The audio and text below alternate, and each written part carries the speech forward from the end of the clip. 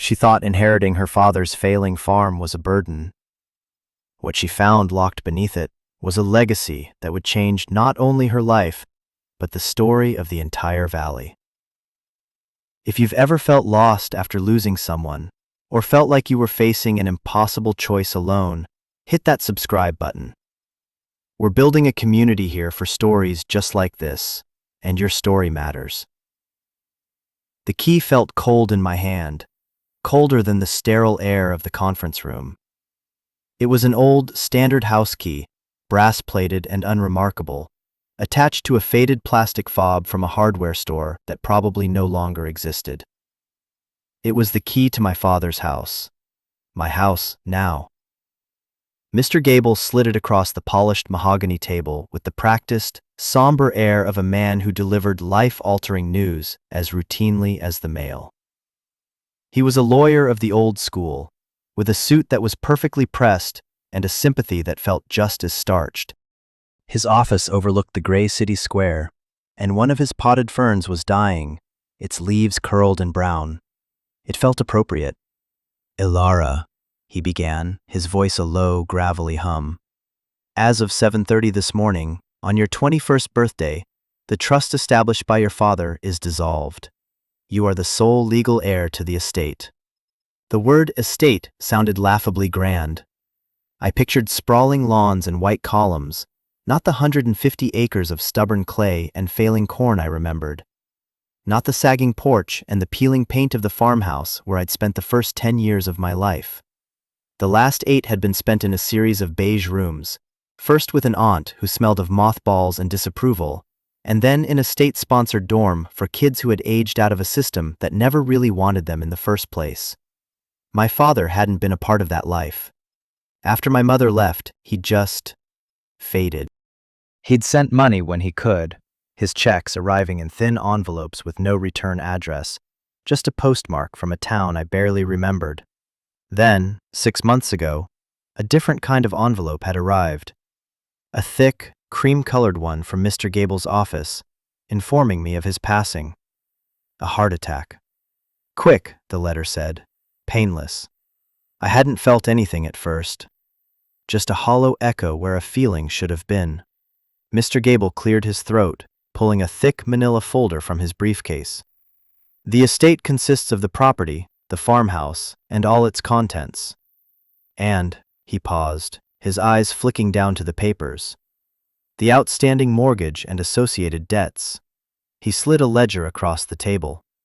The number at the bottom had a lot of zeros, enough to make the air in my lungs feel thin and tight. It was a suffocating amount of money, a weight I could feel pressing down on my shoulders. "He was behind on payments, Mr. Gable stated, not unkindly. "For the last several years, actually. The bank has been patient, but their patience has a limit." He tapped a date on a calendar. 30 days. They'll begin foreclosure proceedings then." So that was it. My inheritance was a countdown, a 30-day notice on a life I didn't even know if I wanted. Freedom, on my 21st birthday, felt an awful lot like a trap. I stared at the key in my palm. It was a key to a house full of ghosts and a field full of debt. "However," he continued, steepling his fingers, "there is another option, a very fortunate one under the circumstances." He produced another folder, this one glossy and new. The logo on the front was an abstract green leaf. Oakwood Properties. "They've been trying to acquire the land for some time. Your father was resistant, but they've made a new offer directly to the estate, a very generous one." He turned the folder around so I could see the offer sheet. The number on this one had even more zeros. It was a life-erasing number. Enough to pay off the debt, buy a small apartment in the city, go to school, and never have to think about that patch of forgotten land again. It was a clean slate, an easy out. "They want to develop the area," Mr. Gable explained. "Resort, golf course, that sort of thing.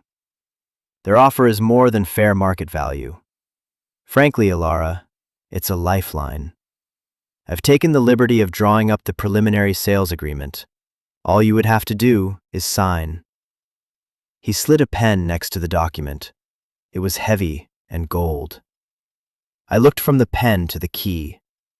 One represented a future, clean and simple and unburdened. The other represented a past I barely understood, a man I wasn't sure I'd ever really known. My father had been a quiet man, his hands always rough with dirt and grease. In my memories, he was perpetually tired, his shoulders slumped. He never talked about the farm struggles, but I'd felt them in the worn-out thread of our clothes and the simple meals on our table. Why would he hold on so tightly to something that was sinking him? Why would he refuse an offer that could have saved him? "I want to see it," I said, the words surprising me as much as they seemed to surprise Mr. Gable. His carefully neutral expression flickered. "See it?" "The farm, the house." I closed my hand around the key, the metal edges digging into my skin. "I'm not signing anything until I see it." He sighed, a soft, weary sound. "Ilara, there's nothing for you there but bad memories and debt. The place has been empty for months. It's likely not in good condition. Take the offer. It's the smart play. It's what your father should have done years ago." Maybe he was right. But the thought of signing away the last piece of my father, a man I'd never get the chance to ask why, felt like a betrayal I wasn't ready to make. It felt like erasing him completely. I had 30 days. I could spare one of them to say a proper goodbye. "I'm going," I said, my voice firmer this time. I stood up, the chair scraping against the floor. "How do I get there?" The bus ride was 4 hours of watching the city's concrete towers bleed into sprawling suburbs, then into the patchwork greens and browns of the countryside. I hadn't been back in over a decade. The landscape felt both alien and achingly familiar. The trees were taller, the roads wider in some places, but the shape of the hills against the sky was exactly as I remembered it. I pressed my forehead against the cool glass of the window, watching the miles dissolve behind me. My memories of my father were like faded photographs. I remembered him teaching me how to tie my shoes on the back porch steps, his large, clumsy fingers guiding my small ones. I remembered the smell of sawdust and coffee that always clung to his clothes.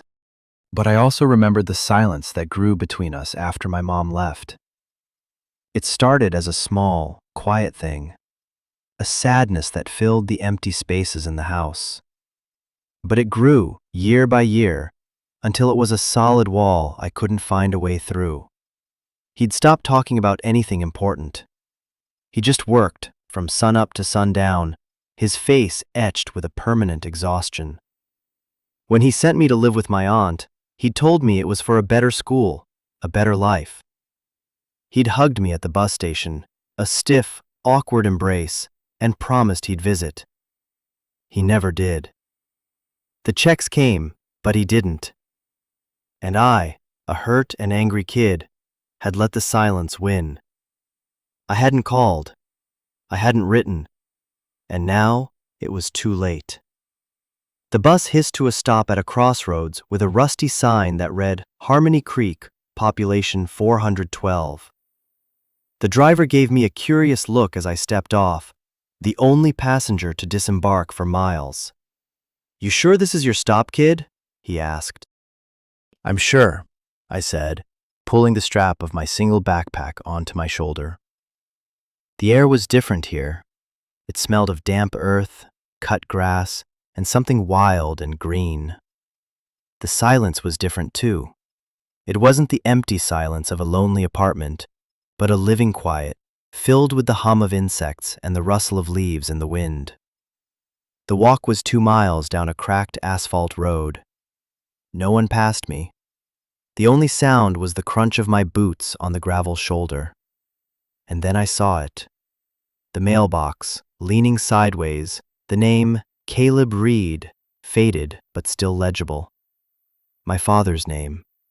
My name. A long, weed-choked driveway snaked up a low hill toward the house. It was worse than I'd imagined. The white paint was almost entirely gone, weathered down to bare, gray wood. The porch roof sagged dangerously in the middle, and several windows on the second floor were boarded up. The fields on either side were overgrown with thistle and burdock, the corn stubble from the last failed harvest poking through like broken teeth. Mr. Gable was right. This wasn't a home. It was a ruin, a monument to failure. My heart sank. A part of me wanted to turn around, walk back to the crossroads, and catch the next bus back to the city. I'd call Mr. Gable and tell him to sell. But I had come this far. I had the key. I walked up the creaking porch steps, avoiding a hole where a plank had rotted through. The front door was swollen in its frame, the blue paint cracked and peeling.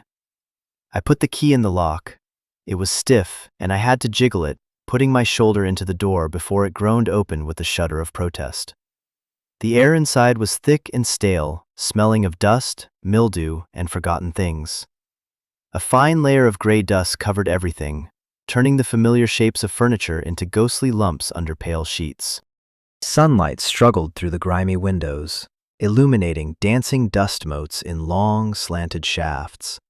It was like stepping into a photograph, a moment frozen in time. My father's worn armchair was still by the fireplace, a stack of old farming almanacs on the floor beside it. The kitchen table was set for one. A single coffee mug sat by the sink. I walked through the silent rooms, my footsteps echoing in the stillness. Every object was a memory. The pencil marks on the doorframe in the kitchen, charting my height from age 5 to 10. The chipped porcelain bird my mother had loved, still sitting on the mantelpiece. The worn spot on the floorboards where my father had paced, night after night. I felt like a ghost myself, haunting a life that was no longer mine. The grief I hadn't been able to feel in Mr. Gable's office finally hit me, a raw, hollow ache in my chest. I sat down on the dusty staircase and cried. I cried for the father I had lost, and for the man I had never gotten to know. I cried for the silence between us that would now last forever. After a while, the tears stopped. I was left with a cold, quiet resolve. I needed to understand. I needed to find some reason, some clue, that would explain the last years of his life. Why he let this place, and us, fall apart. I decided to start with the one place that had been entirely his, the workshop. It was a detached garage out back, a solid, barn-like structure he had built himself. The big rolling door was jammed, but the side door was unlocked. Inside, the familiar scent of sawdust, oil, and metal filled the air. It was organized chaos. Tools hung in neat outlines on the pegboard walls. Jars of screws, nuts, and bolts lined the shelves. His workbench was cluttered with the guts of some disassembled engine, the pieces laid out carefully on a greasy rag. This was where he had spent his evenings, his weekends, his entire life when he wasn't in the fields. It was the only place he had ever seemed truly at peace.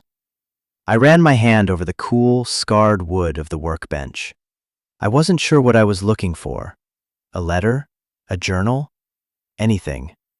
I opened drawers, finding old schematics, receipts for tractor parts, and empty seed packets. Nothing personal. It was the workspace of a man who kept his secrets locked up tight. Defeated, I sank onto a low stool. My eyes scanned the room one last time. They landed on his main toolbox. It was a huge, heavy, red metal chest, the kind a professional mechanic would use. It had been his pride and joy. He'd saved for 2 years to buy it. I remembered him polishing the red enamel, a rare smile on his face. I walked over and lifted the heavy lid. The top tray was filled with wrenches and screwdrivers, all clean and in their proper place.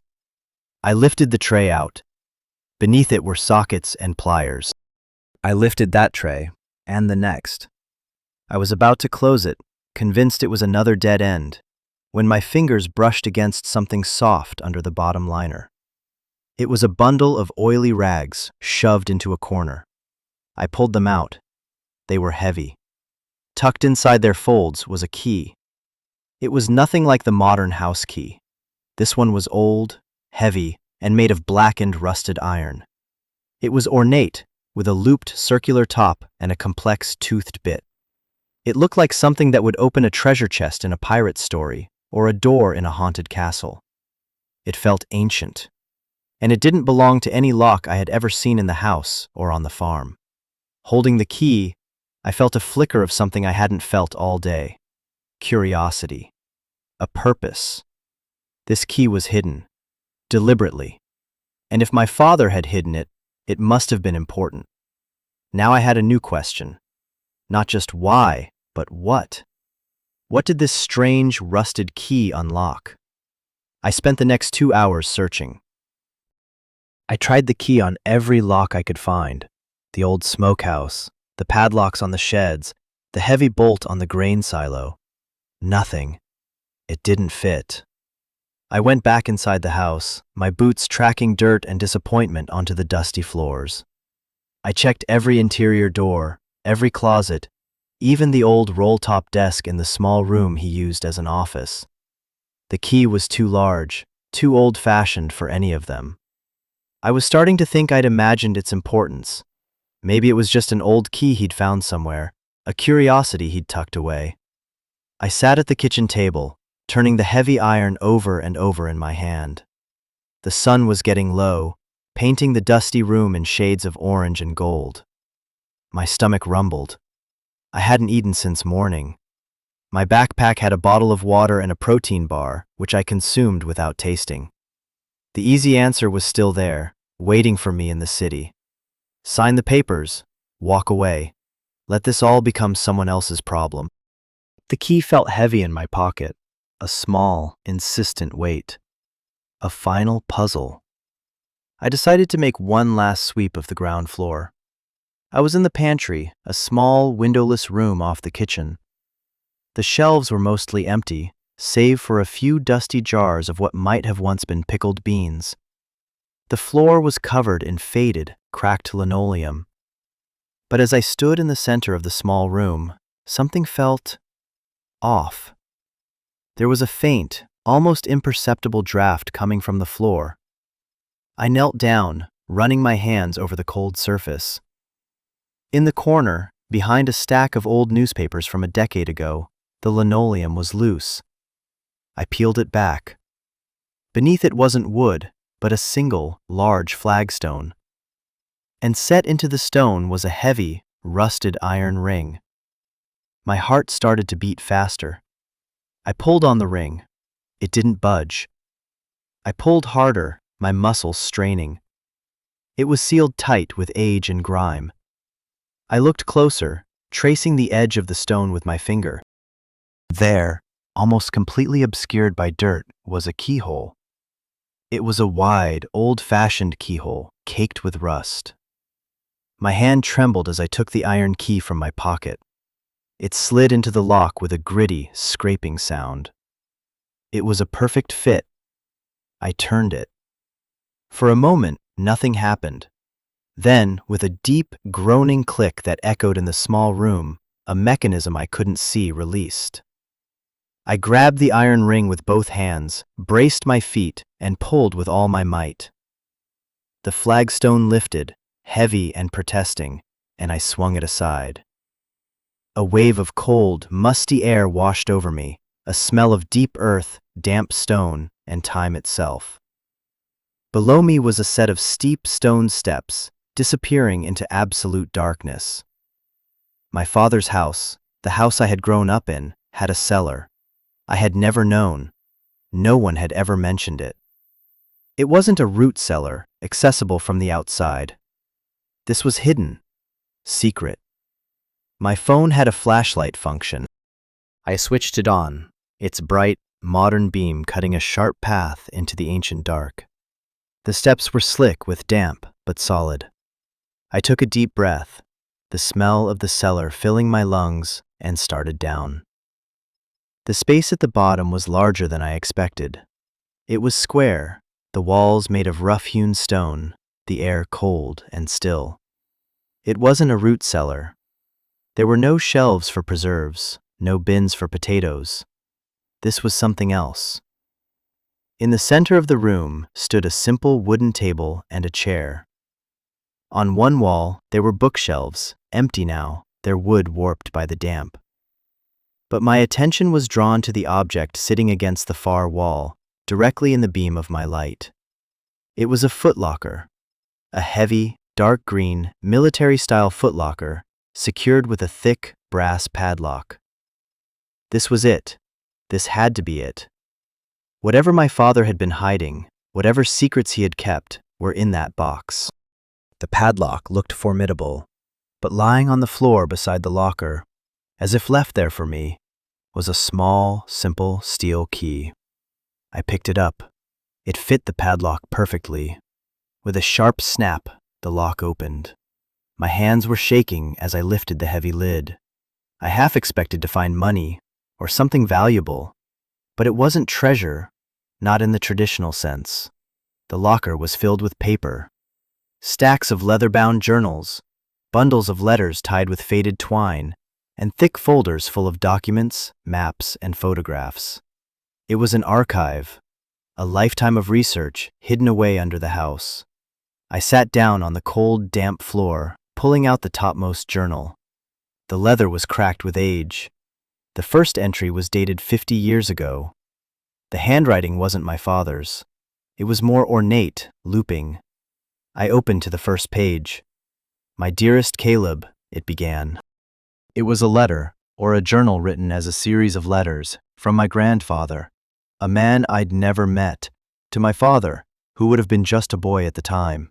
I started to read, and as I did, the entire history of my family, of this land, began to rewrite itself. My grandfather, it turned out, wasn't just a farmer. He was a local historian, a self-taught scholar obsessed with the valley's true story.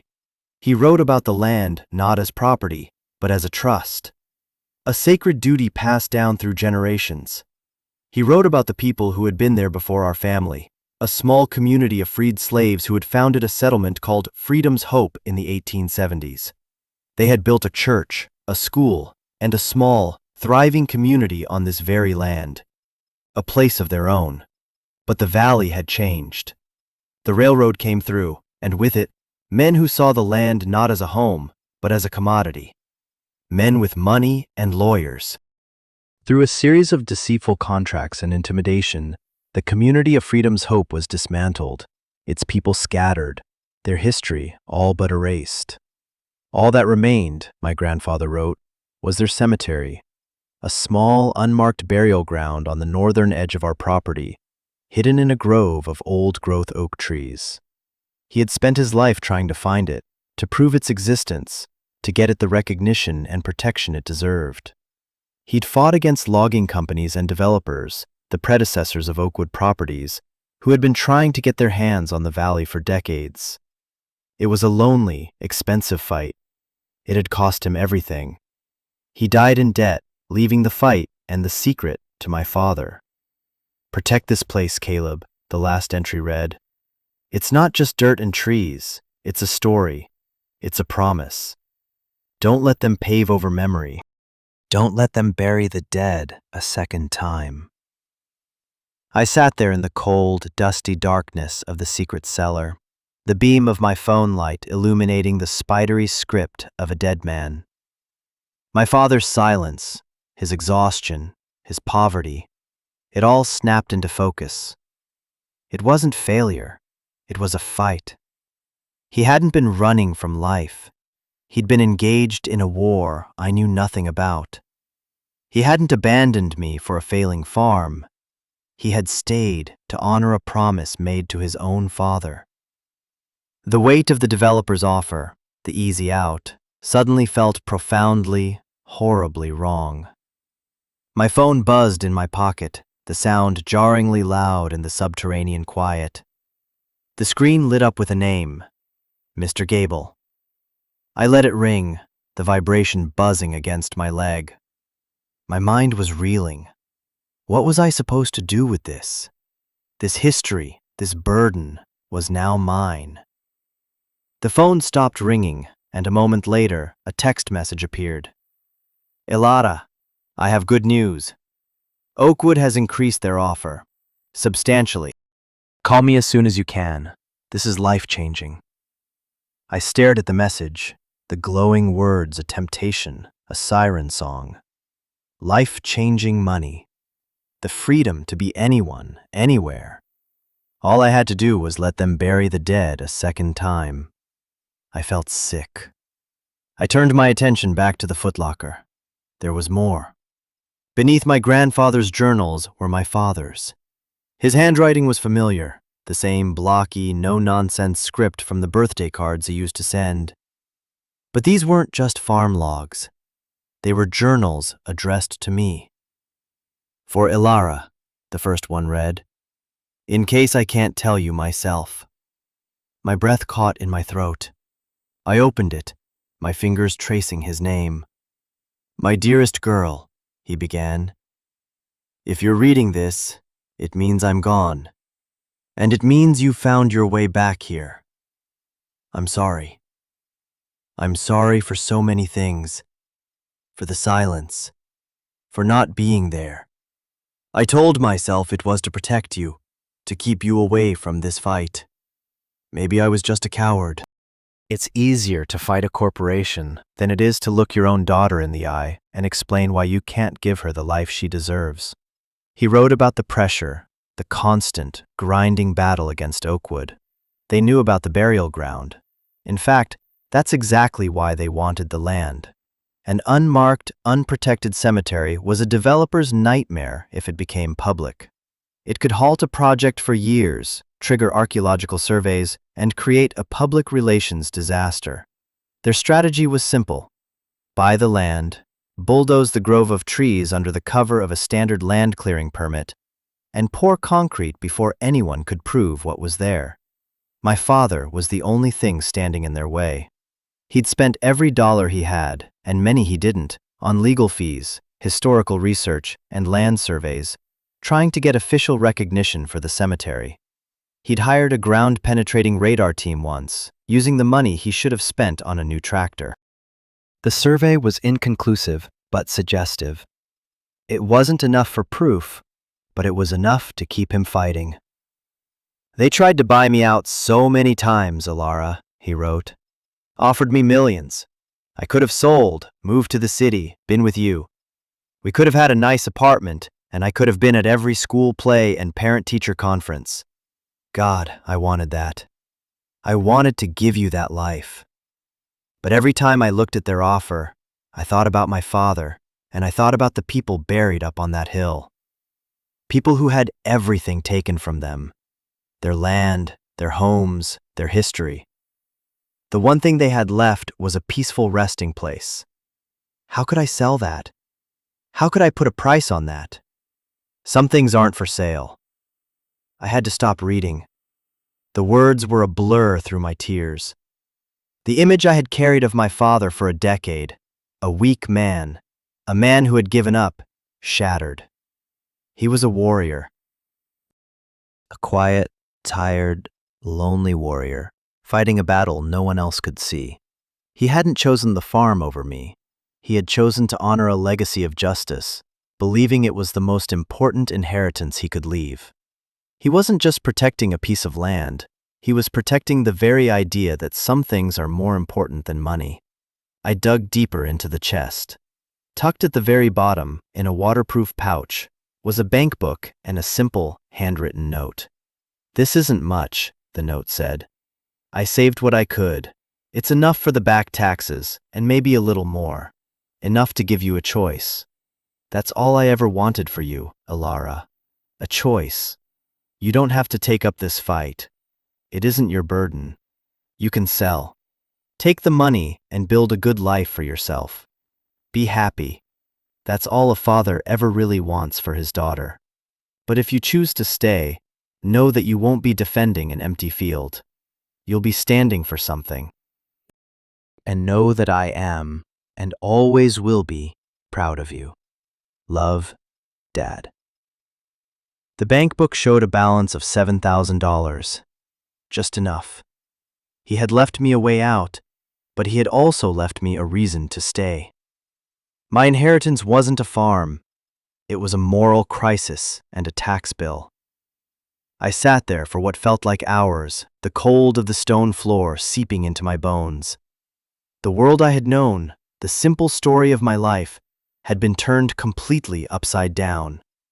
The choice before me was so clear, it was terrifying.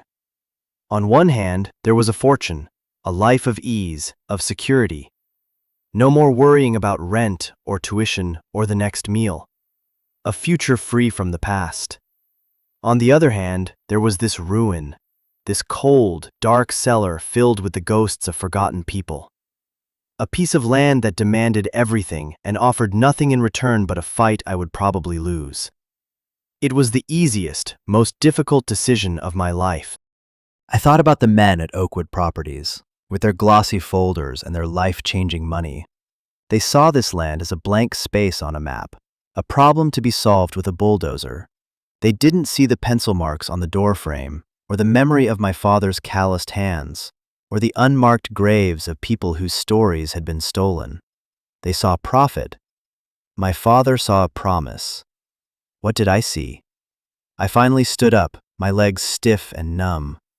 I climbed the stone steps, leaving the footlocker open. I emerged from the pantry into the dying light of the afternoon. The house was no longer just a collection of sad memories.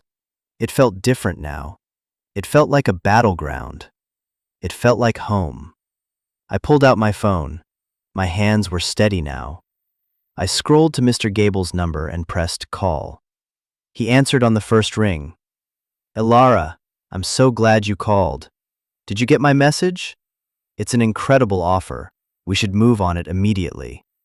"No," I said. My voice didn't waver. It was clearer and stronger than I had ever heard it. There was a pause on the other end of the line.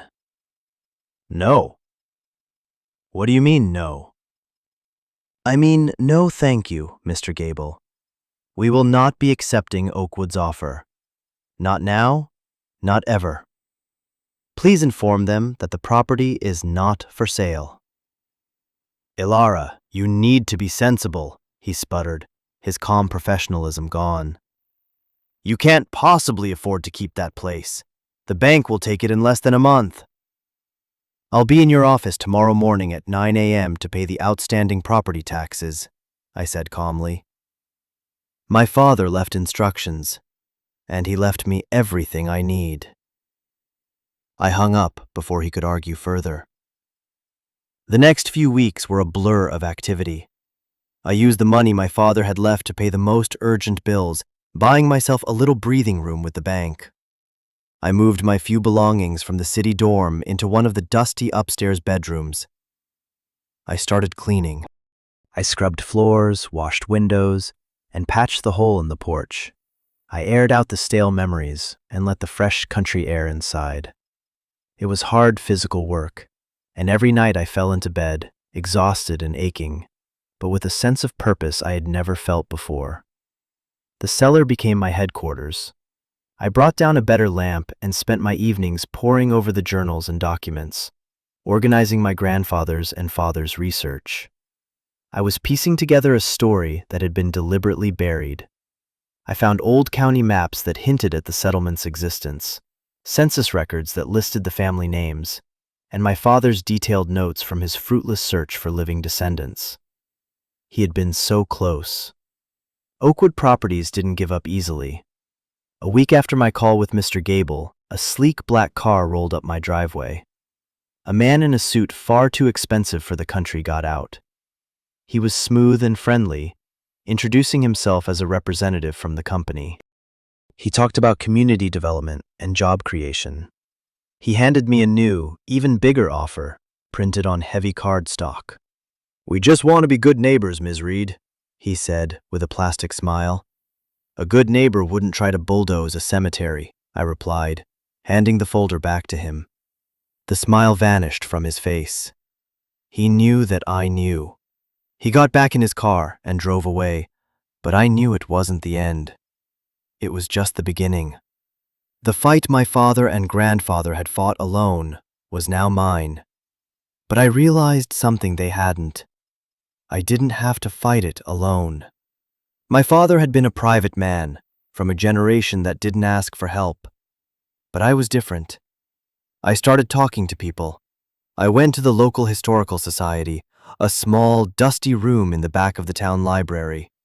I showed the elderly woman who ran it, a sharp-eyed woman named Mrs. Peterson, some of my grandfather's research. Her eyes lit up.